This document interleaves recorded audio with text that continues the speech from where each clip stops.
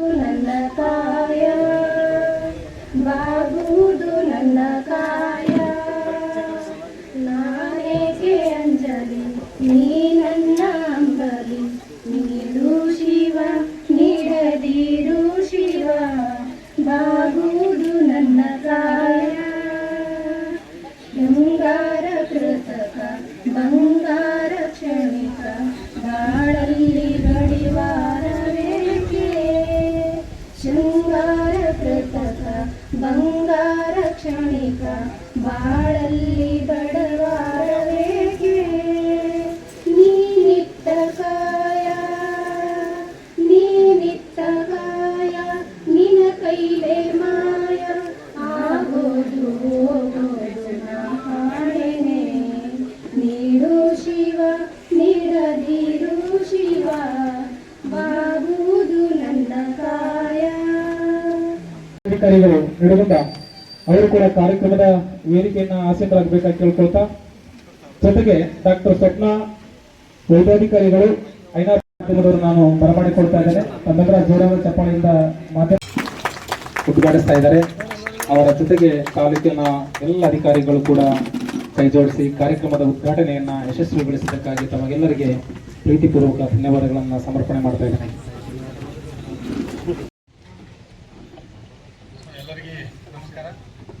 ಅವರು ಲೋಕಲ್ದವ್ರು ಇದ್ದರು ಮತ್ತು ಈ ಆಸ್ಪತ್ರೆ ಬಗ್ಗೆದಾಗ ಅವರಿಗೆ ಅತಿಯಾದ ಕಾಳಜಿ ಇತ್ತು. ವಿಶೇಷವಾಗಿ ಈ ಆಸ್ಪತ್ರೆ ಬಗ್ಗೆದಾಗ ಇಷ್ಟು ಕಳಕಳಿ ಇತ್ತಂತಂದರೆ ನಾವು ಹೋದ್ರೆ ನಿಜವಾಗ್ಲೂ ಹೇಳ್ಬೇಕಂದ್ರೆ ನಾನು ಒಂದು ಮಾತು ಹೇಳ್ತೀನಿ, ನಮ್ಮ ಮನೆ ಅಷ್ಟು ಸ್ವಚ್ಛ ಇರಲ್ಲ, ಅಷ್ಟು ಸ್ವಚ್ಛ ಹಾಸ್ಪಿಟ್ಲ್ ಇಟ್ಟಿದ್ರು ಅವರು.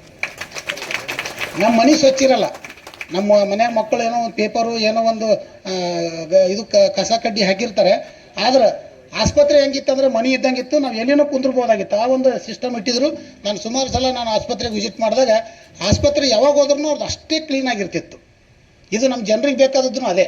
ಯಾಕಂದರೆ ಮೊದಲು ನಾವು ಸ್ವಚ್ಛತೆ ಇದ್ವಿ ಅಂತಂದ್ರೆ ಆಮೇಲೆ ಮುಂದೆ ನಾವು ಟ್ರೀಟ್ಮೆಂಟ್ ಕೊಡೋದು, ನಾವು ಸರ್ವಿಸ್ ಕೊಡೋದು ಸೆಕೆಂಡ್. ಅದು ಫಸ್ಟ್ ನಮ್ಮದು ಏನಂದ್ರೆ ಯಾರು ಬಂದ್ರು ಮೊದಲು ಏನು ನೋಡ್ತಾರಂದ್ರೆ ಮನೆ ನೋಡ್ತಾರಂತೆ. ಹಾಗೆ ಯಾರು ಬಂದ್ರು ಫಸ್ಟ್ ಆಸ್ಪತ್ರೆ ನೋಡ್ತಾ ಇದ್ರು. ಆಸ್ಪತ್ರೆ ನೋಡಿದ್ರೆ ಡಾಕ್ಟರ್ ಸಾಹೇಬ್ರು ಏನು ಕ್ಲೀನ್ ಇಟ್ಟಿದ್ರಿ ಅಂತ ಹೇಳ್ತಿದ್ರು. ನಾನೆಲ್ಲ ಎಲ್ಲರೂ ಹೇಳ್ತಾ ಇದ್ರು.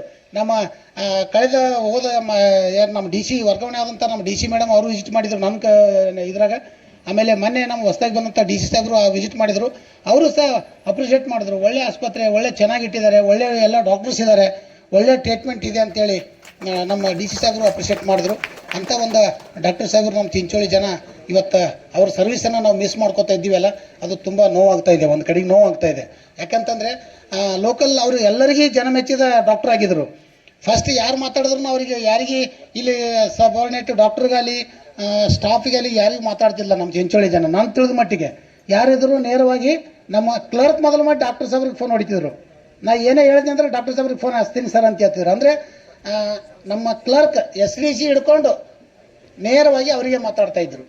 ಕೆಳಗಿನ ಸಬಾರ್ಡಿನೇಟ್ ನಿಜವಾಗ್ಲೂ ನಮ್ಮ ಡಾಕ್ಟರ್ ಸಾಹೇಬ್ ನಮ್ಮ ಸಾಹೇಬ್ರಿಗೆ ಕೇಳಿದ್ರು ಮಾನ್ಯ ಬೇರೆ ಡಾಕ್ಟರ್ ಹೆಸರು ಹೇಳಿ ಸುಮಣ ಅಂತಂದರು. ಸರ್ ನನಗೆ ಗೊತ್ತಿಲ್ಲ ಸರ್ ಅಂತ ಹೇಳಿದೆ ನಾನು. ಅವರು ಇದ್ರು ಎದುರುಗಡೆ. ಸರ್ ಗಫರ್ ಸಾಹೇಬ್ರ ಹೆಸರು ಗೊತ್ತಿದೆ, ಉಳುಕವ್ರ ಹೆಸರು ಗೊತ್ತಿಲ್ಲ ಸರ್ ಅಂದೆ.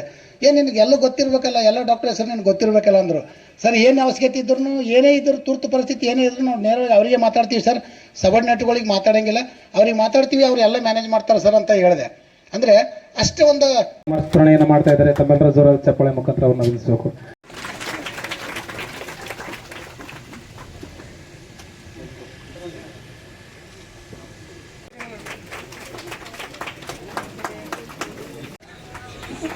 ಹಾಗೆಯೇ ಸರ್ಕಾರಿ ನೌಕರರ ಸಂಘ ಚಿಂಚೋಳಿಯ ಕಾರ್ಯದರ್ಶಿಗಳಾಗಿರ್ತಕ್ಕಂಥ ಗುರುಗಳು ಶ್ರೀ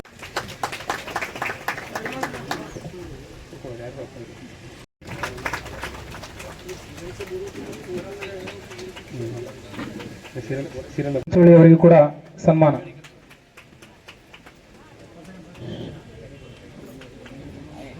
ಶಿವರಾಯ್ ಸರ್ ಅವರು, ಶ್ರೀ ಶ್ಯಾಮರಾವ್ ಮೊಗ ಸರ್ ಅವರಿಗೆ ಶಿವರಾಯ್ ಸರ್ ಅವರು ಬಂದು ಸನ್ಮಾನಿಸಬೇಕಾಗಿ ಕೇಳ್ಕೊಳ್ತೇನೆ. ಅಕ್ಬರ್ ಹುಸೇನ್ ಸರ್ ಅವರಿಗೆ, ಸಂಗಮೇಶ್ವರ್ ಸರ್ ಅವರಿಗೆ ದಯವಿಟ್ಟು ಎದ್ನಿಂತಿರ್ಬೇಕು. ಸಂಗಮೇಶ್ವರ್ ನೀವು ಎದ್ನಿಂತ್ರ ಗೊತ್ತಾಗ್ತದೆ ಬಂದಾಗ್ತಾರ ಯಾರಂತ. ಸ್ವಲ್ಪ ಎದ್ನಿಂತ್ಕೊಳ್ಳಿ. ಡಾಕ್ಟರ್ ರೇವಣ್ಣ ಸರ್ ಅವರಿಗೆ ಹೂಗುತ್ತವನ್ನು ನೀಡಬೇಕು.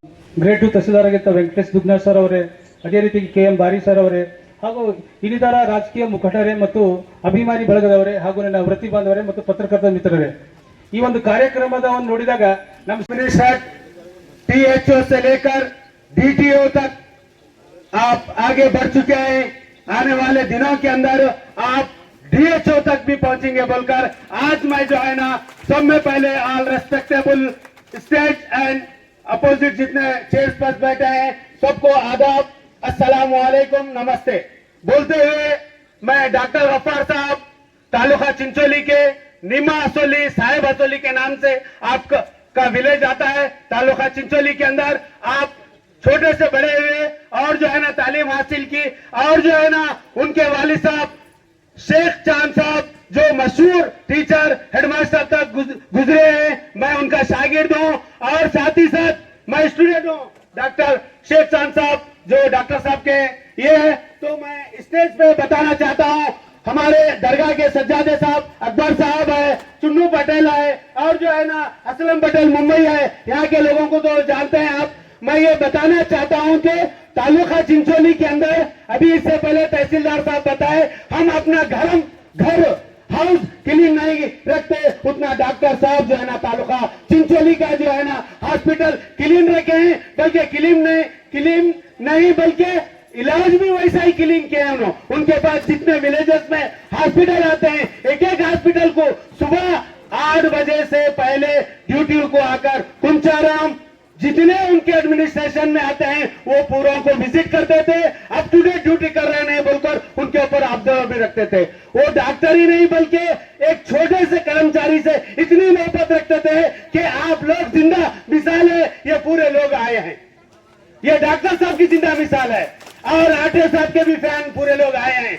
मैं ये बताना चाहता हूं कि पूरे मीडिया लोग डॉक्टर गफ्फार साहब के एक एक ऐसे चर्चे हैं, वो डॉक्टर गफ्फार बोल के नाम रोशन नहीं किए बल्कि नीमा असोली taluka Chincholi government hospital government of Karnataka सरकार का जो है ना नाम रोशन करके गवर्नर से CM से कई अवार्ड ले चुके हैं। मैं भी नमल सोसाइटी की तरफ से डॉक्टर साहब को मुबारकबाद पेश करता हूं।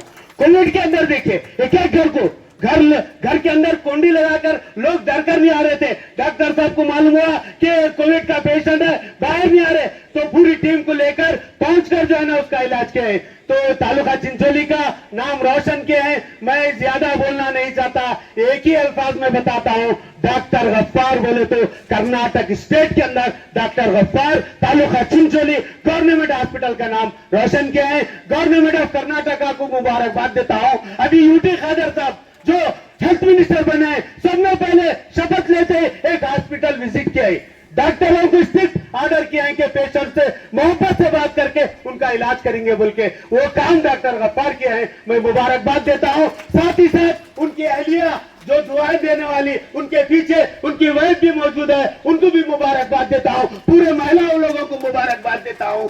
मैं इसलिए 2 अल्फाज में अपनी बात खत्म करता हूं। जय हिंद, जय कर्नाटका। ಗಫರ್ ಸಾಹೇಬ್ರೆ, ಈಗ ಜನಸ್ತೋಮ ನೋಡಿದ್ರೆ ನೀವೆಷ್ಟು ಪ್ರೀತಿಯ ಪಾತ್ರರಾಗಿದೆ ಅಂತ ತೋರಿಸ್ಕೊಡ್ತಾರ। ಇದು ಲೀಡರ್ ಪ್ರೋಗ್ರಾಮ್ ಈ ರೀತಿ ಇರಲ್ಲ।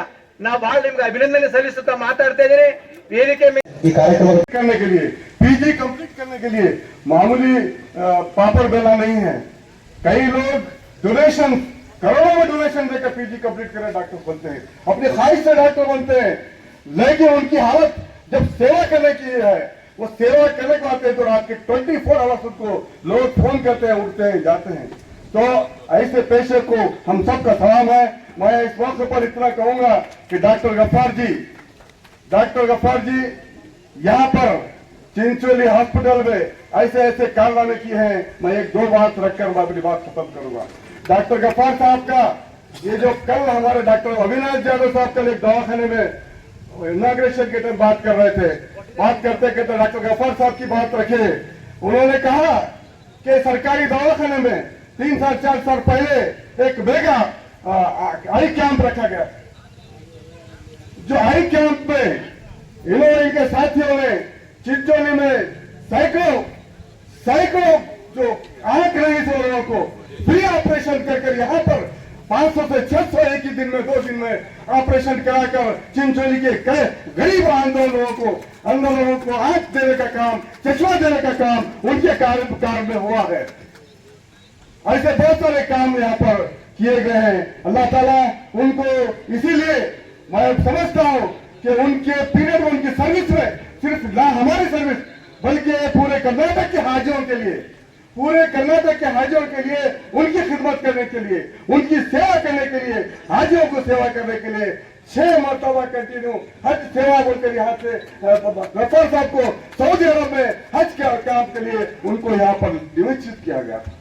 हज में वहां पर सऊदी अरब गवर्नमेंट से भी उनको अवार्ड दिया गया है कि वो अच्छे डॉक्टर है।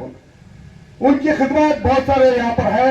मैं इस वक्त इतना ही कहूंगा कि और लंबा हमारे पीरियड में हमारे साथ सर्विस देना चाहिए था, लेकिन हमको गुलबर्गा डिस्ट्रिक्ट में भी डिस्ट्रिक्ट टीवी ऑफिसर होकर गए हैं, हमारे से दूर नहीं गए, लेकिन वहां भी हमारी जरूरत होती है। कभी भी चिंचोली का नाम आया तो मैं डॉक्टर साहब से रिक्वेस्ट करूंगा कि चिंचोली हॉस्पिटल के लिए अच्छे अच्छे काम यहाँ पर रख लीजिए, यहाँ के जितने भी स्टाफ है उनके लिए सपोर्ट कीजिए। मैं इस वक्त इतना ही कहूंगा कि जितने भी जैसे अंसारी साहब यहाँ पर हैं, चिंचोली तालुका एडमिनिस्ट्रेट होकर, टीएचओ होकर, एडमिनिस्ट्रेट होकर यहाँ से मैक्सिमम लोग डीएचओ बनकर गए हैं। चिंचोली का तारीफ है, चाहे अंसारी साहब हो, चाहे सज्जन शेट्टी साहब हो, इससे पहले कई डॉक्टर पुजारी हो, गुलबर्गा चिंचोली हॉस्पिटल में यहाँ पर एडमिनिस्ट्रेटर जो काम किया है, यहाँ की ये बत्ती की है कि यहाँ से जो जाता है प्रमोशन होकर राजशेखर मल्ली साहब भी आज वहां डिस्ट्रिक्ट ऑफिसर है। ऐसे कई डॉक्टर चिंचोली के लोग यहाँ पर काम करके जाने वाले पूरे लोग डिस्ट्रिक्ट ऑफिसर हुए हैं। न सिर्फ यहाँ पर बल्कि डॉक्टर सज्जन शेट्टी साहब स्टेट सेक्रेटरी कर्नाटका जो मेडिसिन में है वहां तक पहुंचने का काम चिंचोली में जो काम किए हैं, वैसे चिंचोली की फिजा है। मैं इस मौके पर इतना कहते हुए कि मैं आने वाले लोग जो डॉक्टर वीरेंद्र पाटिल साहब यहाँ पर एडमिनिस्ट्रेटर है, मैं उनसे भी रिक्वेस्ट करूंगा कि आने वाले दिनों में हमारा हॉस्पिटल अच्छा बना रहे। और मैं डॉक्टर लतीफ साहब से भी गुजारिश करूंगा कि वो टीएचओ हो गए हैं, टीएचओ उनको डॉक्टर गफ्फार साहब के पांव कदम पर चलकर, उनके रक्षा कदम पर चलकर वो भी तालुका टीएचओ बनकर पूरे हॉस्पिटल को अपना हक अदा करेंगे बोलकर इतना कहते हुए मुझे बुलाकर 2 बात करने का मौका दिए। मैं डॉक्टर साहब को और उनकी टीम को, पूरे हॉस्पिटल के सेवा को थैंक यू बोलता हूँ। धन्यवाद, शुक्रिया। ಡಾಕ್ಟರ್ ಗಫಾರ್ ಸಾಹೇಬ್ರೆ ಅವರಿಗೆ ಇಂದು ಬೀಳ್ಕೊಡುಗೆ ಸಮಾರಂಭವನ್ನು ಇಟ್ಕೊಂಡಿದ್ದೀರಿ ತಾವೆಲ್ಲ. ನಾನು ಬರಲಿಕ್ಕೆ ಲೇಟ್ ಆಯಿತು, ಯಾಕಂದರೆ ಈಗ ಶಹಬಾದ್ ಸಬ್ ಡಿವಿಷನ್ ಅದು ಸ್ವಲ್ಪ ಚಾರ್ಜ್ ಇದೆ ನನಗೆ, ಅಲ್ಲಿ ಕೂಡ ಕೇಸಸ್ಸು ಮತ್ತು ರಿವ್ಯೂ ಮೀಟಿಂಗ್ ಎಲ್ಲ ಇತ್ತು, ಹಾಗಾಗಿ ಲೇಟಾಗಿ ಬಂದಿದ್ದಕ್ಕೆ ಕ್ಷಮೆ ಕೋರ್ತೀನಿ, ಮತ್ತು ಬೇಗ ಹೋಗೋದಕ್ಕೂ ಎರಡಕ್ಕೂ ಸೇರಿ ನನಗೆ ಕ್ಷಮೆ ಕೋರ್ತಾ ಇದ್ದೀನಿ. ಒಂದನೇದು ಡಾಕ್ಟರ್ ಗಫಾರ್ ಸಾಹೇಬರು ಇಲ್ಲಿಂದ ಡಿಸ್ಟ್ರಿಕ್ಟ್ ಲೆವೆಲ್ ಪ್ರೋಗ್ರಾಮ್ ಆಫೀಸರ್ ಆಗಿ ಒಂದು ರೀತಿಯಲ್ಲಿ ಅವರಿಗೆ ಪ್ರಮೋಷನ್ ರೀತಿಯಲ್ಲಿ ಇಡೀ ಜಿಲ್ಲೆಯ ಜವಾಬ್ದಾರಿ ಇರ್ತದೆ, ಇಲ್ಲಿಂದ ಟ್ರಾನ್ಸ್ಫರ್ ಆಗಿ ಹೋಗ್ತದೆ. ಒಂದು ನಾನು ಹೇಳ್ತೀನಿ, ಅವರಿಗೆ ನಮ್ಮ ಪೊಲೀಸ್ ಇಲಾಖೆಯೊಂದಿಗೆ ಅತ್ಯುತ್ತಮವಾಗಿ ಎಲ್ಲ ರೀತಿಯಲ್ಲಿಯೂ ಕೂಡ ಅವರ ಸಹಕಾರ ನೀಡಿದ್ದಾರೆ. ಮತ್ತು ಅದು ಯಾವುದೂ ಕೂಡ ನಾನು ಹಾಗೆ ಹೀಗೆ ಅಂತ ಏನು ಹೇಳಿದ್ರು, ಎಲ್ಲದರಲ್ಲೂ ಕೂಡ ಸಹಕಾರ, ನಾವು ಏನೇ ಒಂದು ಹೇಳಿದ್ರು ಸರ್ ಅದು ಮಾಡ್ತೀನಿ, ಮತ್ತು ಯಾವುದೇ ಆಗಲಿ ಪಾಸಿಟಿವ್ ರೆಸ್ಪಾನ್ಸ್, ಸೋ ಹಂಬಲ್, ಈ ಎಲ್ಲದೂ ಸರ್ ಎಲ್ಲದು. ಮತ್ತು ಅವರು ತಮಗೆ ಬೇಕಾದ ಇದರಲ್ಲಿ ಸಮಸ್ಯೆ ಏನಾದರೂ ಇದ್ರೂ ಕೂಡ ಅದನ್ನು ಅಷ್ಟೇ ಸಾಫ್ಟ್ ಆಗಿ ಕೇಳಿ ಆ ಕೆಲಸನ ಮತ್ತು ಆ ಕಾಳಜಿಯನ್ನು ಮಾಡ್ಕೊಂಡು ಬಂದಿದ್ದಾರೆ. ನಮ್ಮ ಇಲಾಖೆದೊಂದು ಹೇಳ್ತೀನಿ, ಕುಂಚವರಂ, ಚಿಂಚೋಳಿ ಯಾವ ಸಿಬ್ಬಂದಿನೂ ಬರೋದಿಲ್ಲ, ಅವ್ರು ನಮ್ಮಲ್ಲಿ ಬರಬೇಕು ಯಾರು ಅಂದರೆ ಬೇರೆ ಕಡೆಯಿಂದ ಯಾರಾದರೂ ಪನಿಷ್ಮೆಂಟ್ ಆಗಿ ಅವ್ರನ್ನ ಪನಿಷ್ಮೆಂಟ್ ಟ್ರಾನ್ಸ್ಫರ್ ಹಾಕಬೇಕು.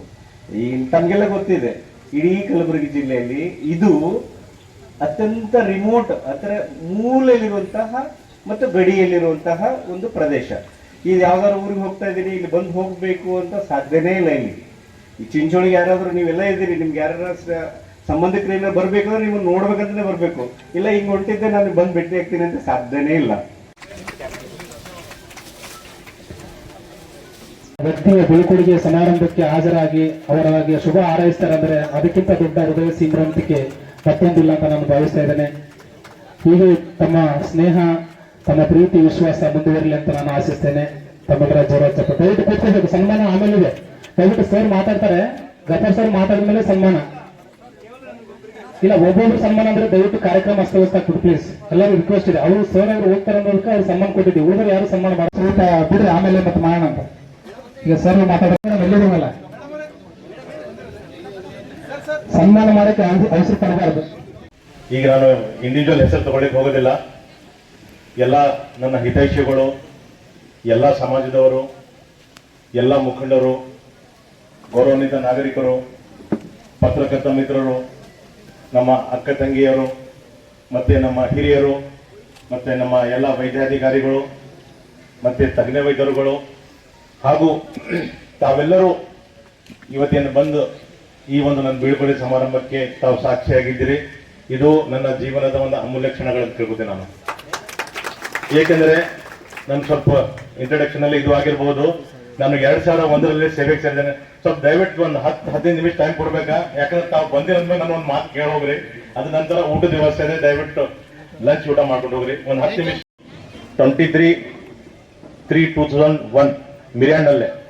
ಸೊ ಮಿರ್ಯಾಣಲ್ಲಿ ಜಾಯ್ನ್ ಆಗಿದ ನಂತರ ಒಂದು 3 ತಿಂಗಳು ಮಿರ್ಯಾಣಲ್ಲಿ ಕೆಲಸ ಮಾಡ್ಕೊಟ್ಟಿಲ್ಲ ನಮಗೆ. ತಾಲೂಕು ಹಾಸ್ಪಿಟಲ್ ಚಿಂಚೋಳಿಯಲ್ಲಿ ಇತ್ತು, ಅಲ್ಲಿ ಡೆಪ್ಯೂಟೇಷನ್ ಆಗ್ಬಿಟ್ರು. ಯಾಕಂದ್ರೆ ಡಾಕ್ಟರ್ ಕಡಿಮೆ ಇದ್ದಾರೆ ಅಂತ. ಅಲ್ಲೇ 3 ತಿಂಗಳಾಯ್ತು, ಒಂದ್ ತಿಂಗಳ ಅಂತ ಹೇಳಿದ್ರು, 1 ತಿಂಗಳಾಯ್ತು, 2 ತಿಂಗಳು, 3 ತಿಂಗಳು, 6 ತಿಂಗಳು ಹಾಗೆ ನಡೀತು. ತದನಂತರ ನಮ್ಮ ಗೋಪಾಲ್ ರೆಡ್ಡಿ ಅವರು ಕುಂಚಾರಾಮ್ ಭಾಗದ ಒಂದು ಜಡ್ಪಿ ಮೆಂಬರ್ ಇದ್ರು. ಅವ್ರು ನಮ್ಮ ಅವಾಗಿನ ಶಾಸಕ ಡಾಕ್ಟರ್ ಕೈಲಾಸನಾಥ್ ಪಾಟೀಲ್ ಸರ್ ಅವ್ರಿಗೆ ಬಂದು ಹೇಳಿದ್ರು, ಸರ್ ಕುಂಚಾರಾಮ್ನಲ್ಲಿ ಯಾವ ಡಾಕ್ಟರ್ ಬರ್ತಾ ಇಲ್ಲ ಸರ್, ನೀವೇ ನಮ್ಮ ಡಾಕ್ಟರ್ ಗಫಾರ್ ಅವ್ರಿಗೆ ಕೊಡ್ರಿ, ಅವ್ರು ಲೋಕಲ್ ಯಾರ ಬರ್ತಾರ. MLA ಸರ್ ಕರ್ಸಿ ಕೇಳಿದ್ರು, ನೀವು ಹೋಗ್ತೀನಪ್ಪ ಕುಂಚಾರಾಮ್? ಆಯ್ತು ಸರ್ ಹೋಗ್ತೀನಿ ಅಂತ ಹೇಳಿದ್ರೆ ನಾನು ಇಮಿಡಿಯೇಟ್ಲಿ ನಾನು ಎಕ್ಸೆಪ್ಟ್ ಮಾಡ್ಕೊಂಡು ಬಿಟ್ಟೆ. ಸೊ ಅವಾಗಿಂದ ಮಲಕ್ ರೆಡ್ಡಿ ಸರ್ ಹೆಲ್ತ್ ಮಿನಿಸ್ಟರ್ ಇದ್ರು, ಅವಾಗ ಹೇಳಿ ನಾನು ಡೆಪ್ಯುಟೇಷನ್ ಹಾಕ್ಬಿಟ್ಟಿದ್ರು. ಡೆಪ್ಯುಟೇಷನ್ ಹಾಕಿದ ನಂತರ ಐ ಥಿಂಕ್ ಸೆರಿಕಾ ಸರ್ ಅವ್ರಿಗೆ ಗೊತ್ತಿದೆ, 2000 ನಮ್ಮ ಶಾಮರಾವ್ ಸರ್ ಹೇಳಿದ್ದಾರೆ, 2002 ಅಥವಾ 2003 ಇದು ಹಾಸ್ಪಿಟಲ್ ಸ್ಟಾರ್ಟ್ ಆಯ್ತು. ಯಾವುದು? ಚಿಂಚೋಳಿ ಟು ಚಂದಾಪುರ್. 2002. ಆ 2002ನಲ್ಲಿ ನನಗೆ ಡೆಪ್ಯುಟೇಷನ್ ಹಾಕಿದ್ರು. ಆ ಡೆಪ್ಯುಟೇಷನ್ ಹಾಕಿದಂತ ಪ್ಲೇಸ್ ಮತ್ತೆ ಎಲ್ಲಿ ವಾಪಸ್ ಹೋಗ್ತಾನಂತ ಮಲಕ್ ರೆಡ್ಡಿ ಸರ್ ಹೆಲ್ತ್ ಮಿನಿಸ್ಟರ್ ಇದ್ರು, ಅವ್ರು ಇಲ್ಲಿಗೆ ಉದ್ಘಾಟನೆಗೆ ಬಂದಿದ್ರು. ಚಿಂಚೋಳಿ ಹಾಸ್ಪಿಟಲ್ ಚಂದಾಪುರ್ ಶಿಫ್ಟ್ ಆಯ್ತು.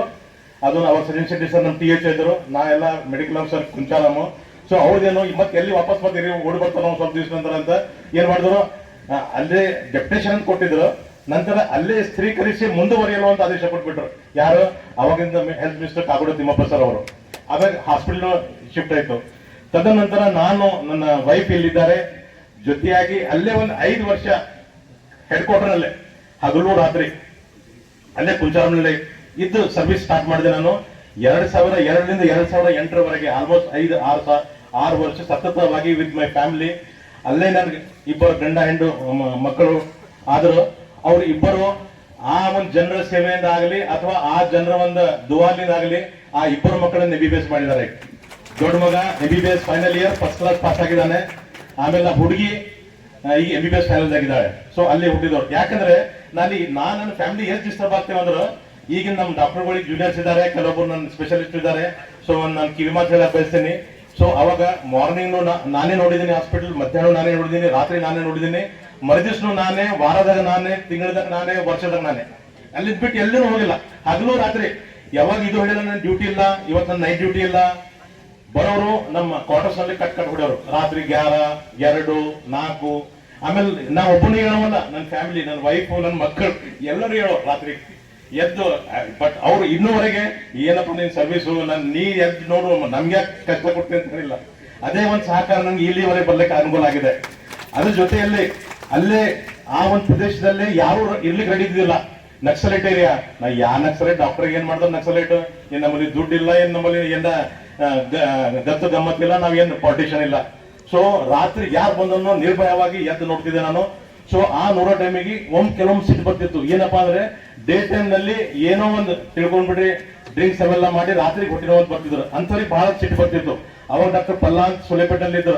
ನಾ ಹಿಂಗ್ ಮೀಟಿಂಗ್ ಬಂದಾಗ ಹೇಳ್ತಿದ್ದೆ, ಎಲ್ಲ ನೋಡ್ತೀನಿ ನೋಡಪ್ಪ, ಬಟ್ ಈ ರೀತಿ ಪೇಷಂಟ್ ಬಂದ್ರೆ ಸಿಟ್ಟು ಬರ್ತೀನಿ. ಪಾಪ ಅವ್ರು ತೀರ್ಕೊಂಡಿದ್ರು. ಅವ್ರು ಒಂದು ಕಿವಿ ಮಾತು ಹೇಳಿದ್ರು, ದೋಸ್ತ್ ನೀ ರಾತ್ರಿ ನೋಡ್ತಿ, ಬಟ್ ಯಾರಿಗೂ ಏನು ಸಿಟ್ಟು ಮಾಡಬೇಡ, ನಿನ್ನ ಕೊಟ್ಟಿದ್ದ ಸೇವೆ ಹೋಗ್ಬಿಡ್ತದ. ಸೊ ಆ ಟೈಮ್ ಹೇಳ್ಬೇಕ 11ಕ್ಕೆ, ಮತ್ 1 ಗಂಟೆ ಮಕ್ಕೋಬೇಕ, ಮತ್ 1ಕ್ಕೆ ಹೇಳ್ಬೇಕ, ಮತ್ ಮಕ್ಕೋಬೇಕ. ಇದೇ ರೀತಿ ವರ್ಷಾನುಗಟ್ಲೆ ಹೋಗಿದೆ. 1 ದಿವಸ, 2 ದಿವಸ, 4 ದಿವಸ ಅಲ್ಲ, ಇಯರ್ಸ್ ಟುಗೆದರ್. ಸೊ ಅದಕ್ಕೆ ಈಗಲೂ ನನಗೆ ಹೇಗಿದೆ ಗೊತ್ತದ, ಮಕ್ಕೊಂಡ್ರೆ 2 ನಿಮಿಷ ನಿಧಿ ಬರ್ತದೆ, ಮತ್ ಗುರ್ಗಿ ಹೊಡಿದ್ರೆ 2 ನಿಮಿಷದಾಗ. ಅದು ಹ್ಯಾಬಿಟ್ ಬಿಟ್ಬಿಟ್ಟದ. ಸೊ ಬೇರೆಯವ್ರು ಹೇಳ್ತಾರೆ, ಇವ ಎಷ್ಟು ನಿಶ್ಚಿಂತೆ ಮಾಡ್ಕೊಂಡು ಮಕ್ಕೋದನಪ್ಪ, ಬೇರೆಯವ್ರಿಗೆ ನಿದ್ದಿನೇ ಬರಲ್ಲ, ಇವ ಆರಾಮಿಂದ ಮಕ್ಕೋತಾನ ಅಂತ ಅಲ್ಲಿ. ಆಮೇಲೆ 2006ರಲ್ಲಿ ಆಕ್ಚುಲಿ ನಮ್ ಗೌರ್ಮೆಂಟ್ ಆಫ್ ಇಂಡಿಯಾದಿಂದ NRHM ಅಂತ ಚಾಲು ಆಯ್ತು, ನ್ಯಾಷನಲ್ ರೂರಲ್ ಹೆಲ್ತ್ ಮಿಷನ್. ಆಮೇಲೆ ತದನಂತರ ಅದು NHM ಅಂತ ಇತ್ತು, ನ್ಯಾಷನಲ್ ಹೆಲ್ತ್ ಮಿಷನ್. ನಂತರ ಅದು NUHM ಅಂತ ಆಗಿದೆ. ಸೊ ಆ NRHM ನಲ್ಲಿ ಇಡೀ ಜಿಲ್ಲೆಯಲ್ಲೇ ಎಲ್ಲಕ್ಕಿಂತ ಮೊದಲನೇದಾಗಿ ಆ ಒಂದು ಹುಟ್ಟಿದ ಮಗುವಿಗೆ ಆಕ್ಸಿಜನ್ ಏನಿದೆಯಲ್ಲ, ಈ ಆಕ್ಸಿಜನ್ ಕೋವಿಡ್ ಎಲ್ಲರಿಗೂ ಗೊತ್ತಿದೆ ಅಂತ 2006ರಲ್ಲೇ ಆಕ್ಸಿಜನ್ ಮಷೀನು, ಆಮೇಲೆ ಬೇಬಿಗೆ ಹಾಕ್ಲಿಕ್ಕೆ ಫೋಟೋಥೆರಪಿ, ಬೇಬಿ ವಾರ್ಮರ್ ಇಡೀ ಜಿಲ್ಲೆಯಲ್ಲೇ ತಂದಿದಂದ್ರೆ ಕುಂಚಾರಂ ಭಾಗದಾಗ ನನ್ನ ಆಡಳಿತದಾಗ ನಾನು ಹೇಳಕ್ ಬಯಸ್ತೇನೆ. ಯಾಕಂದ್ರೆ ಇದನ್ನು ಮಾಡಿದ ಕೆಲಸ ನಾ ಏನು ಇದು ಹೇಳ್ತಾ ಇಲ್ಲ ನಿಮ್ಗೆ. ಸೊ ನಮ್ಮ ಜಿಲ್ಲೆಯಲ್ಲಿ ನಳಿನಿ ನಮೋಶಿ ಮೇಡಮ್ DHO ಇದ್ರು, ಇಡೀ ಮೀಟಿಂಗ್ ಅಲ್ಲಿ ಅಪ್ರಿಶಿಯೇಟ್ ಮಾಡಿದ್ರು ನಮಗೆ. ಆಮೇಲೆ ಎಲ್ಲಿ ಒಳ್ಳೆ CSC ಇರ್ತದೆ ಅಲ್ಲಿ ಹೋಗಿ ನೋಡಿ ನಮ್ಮ ಸಿಬ್ಬಂದಿ ಕರ್ಕೊಂಡು ಹೋಗಿ ಆ ರೀತಿ ನಮ್ಮಲ್ಲಿ ಮಾಡ್ಬೇಕಂತ ಇದು ಇತ್ತು. ಅದೇ ರೀತಿ 2008 ತದನಂತರ ಇದು ಒಂದು ಆರ್ಟಿಕಲ್ ಬಂತು ಈ ನಾಡಿನಲ್ಲೇ, ಇನ್ನೂ ನನ್ನ ಬಳಿ ಪೇಪರ್ ಇದೆ. ಸೊ ತೆಲುಗುನಲ್ಲಿ ಏನ್ ಮಾಡ್ತಪ್ಪ ಅಂದ್ರೆ, ಯಾಕಂದ್ರೆ ಅಲ್ಲಿ 24/7 ಸರ್ವಿಸ್, ಅಲ್ಲೇ ಬಾಜು ಕೆಲವೊಂದು PSCಗಳಿದ್ದಾವ, ಅಲ್ಲಿ ಡಾಕ್ಟರ್ ಯಾರು ಇರೋದಿಲ್ಲ. ನಾವು 24/7 ಅವೈಲಬಿಲಿಟಿ.